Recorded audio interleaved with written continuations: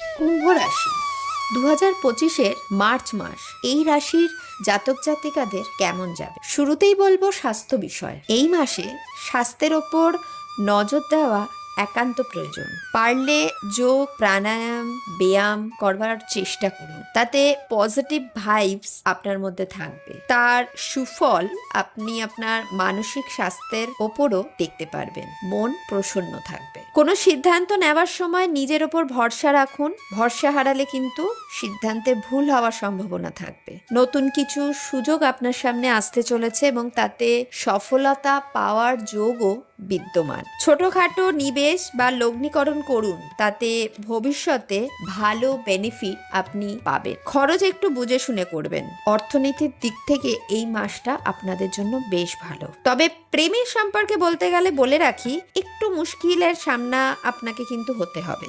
যদি কাউকে ভালো লাগে তবে খুব তাড়াতাড়ি বা দ্রুতভাবে তাকে বলতে যাবেন না। সঠিক সময়ের জন্য একটু অপেক্ষা করে নিন।